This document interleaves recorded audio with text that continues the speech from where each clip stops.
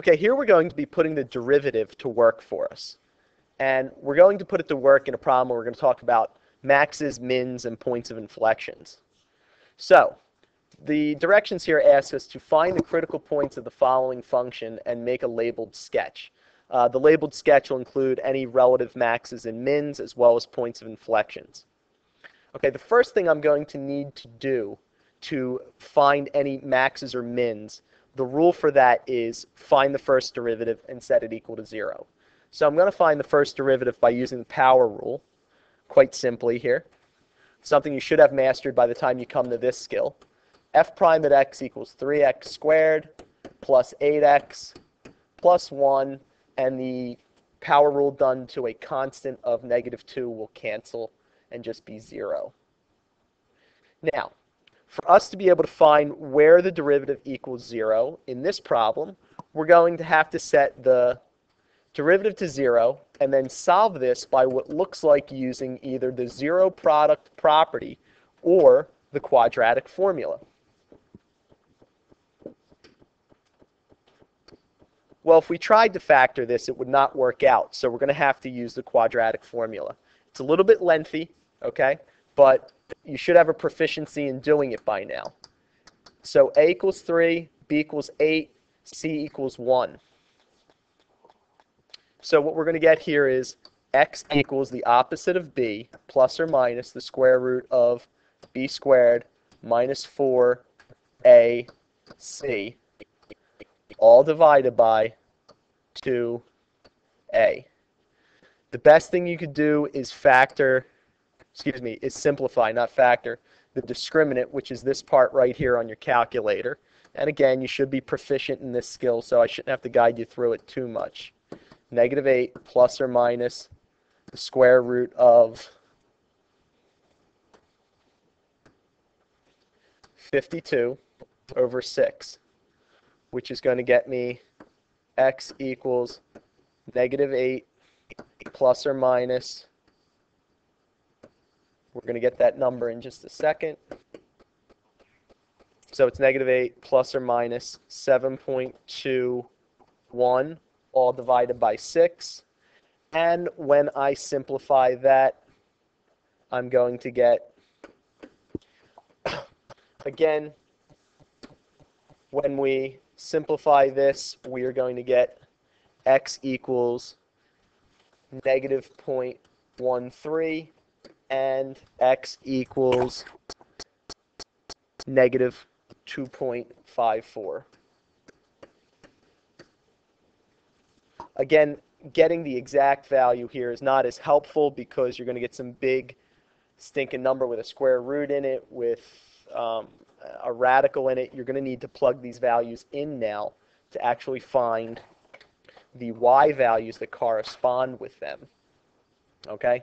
So to do that, we're going to just set it up on our calculator from the original function and get the y values.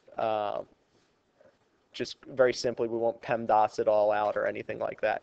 So we're going to get f at -0.13 equals -0.13 cubed plus 4 times -0.13 squared plus -0.13 minus 2. Simplifying this on our calculator, we're going to get -2.06. This creates the ordered pair of -0.13, comma, -2.06. And in a second, I'm going to go to my calculator and see if that's a relative max or relative min. But first, I'm going to plug in my other x value of -2.54 just to get it set up, and then I'll bang it out on my calculator. So this is going to be equal to -2.54 cubed plus 4 times -2.54 squared plus -2.54 minus 2. And when I simplify this on my calculator, I get 4.87. This creates an ordered pair of negative 2.54, comma, 4.87. Okay? Now, I'm going to draw a line here to make you realize I'm going on to the next part of the problem, which is to find any points of inflection. Again, these 2 points that I found here, this point and that point, because I found them using the first derivative, they are going to be any relative maxes or relative mins. Okay?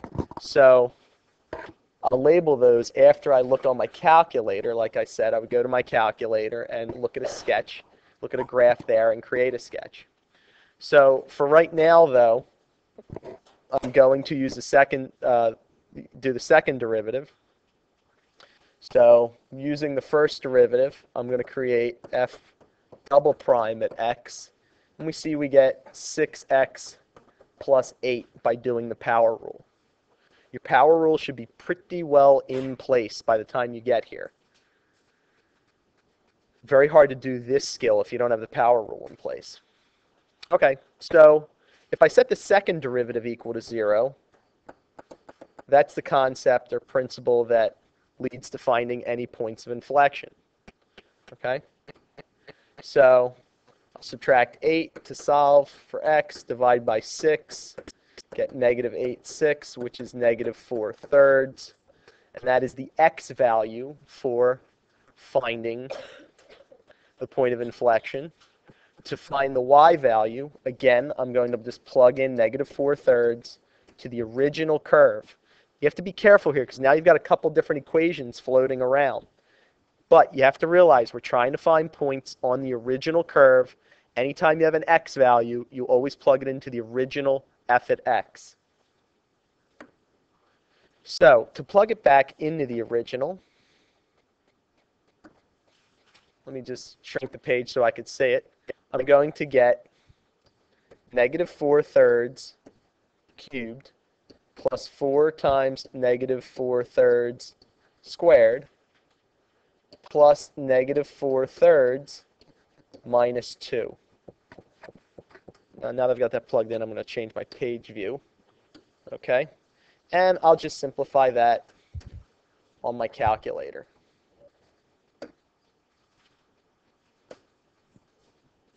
(1.41). This creates the ordered pair of negative 4/3, comma, 1.41.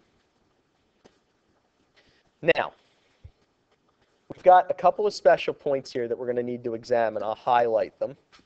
We've got this one here from using the first derivative and finding a relative max or min, and this one here for using the first derivative to find a relative max or min. I'll change the color on this one because this was a second derivative one.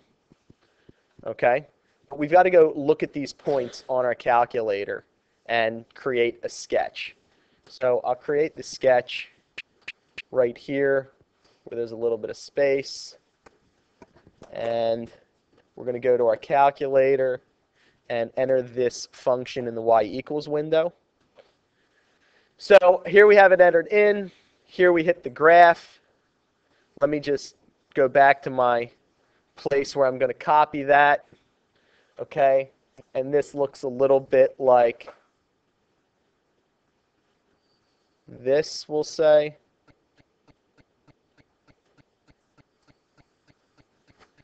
And we'll take a look and hopefully see that that's going to work.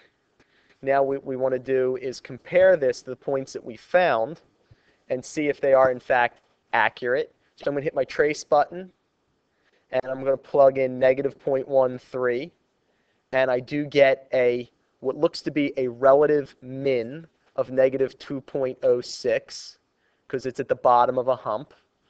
So I'm going to put next to this point here relative min, and I'm going to put a little box around it because that's part of my answer. Then I'm going to go down to my graph and label it negative 0.13, comma, negative 2.06. Okay, now that I've gotten that squared away, I'm going to go back to my calculator and see what I get when I plug in negative 2.54. And the good news here is I do, in fact, get 4.879. I guess I didn't round that right, so I'll just change that to 4.88. Okay, just to sort of tighten up the rounding there a little bit. And we do see that that's at the top of a hump, so I know I've found this point correctly. If it's at the top of a hump, it's going to be a relative max.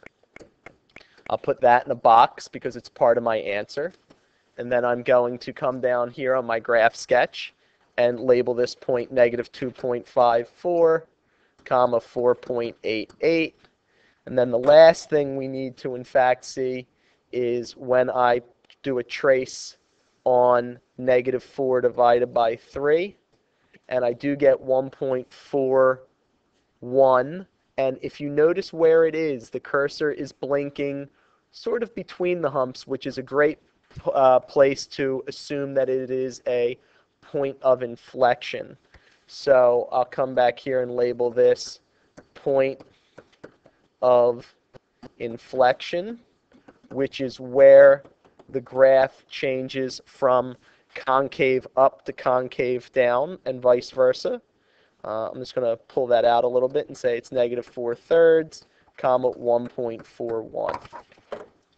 So that is pretty much it, okay?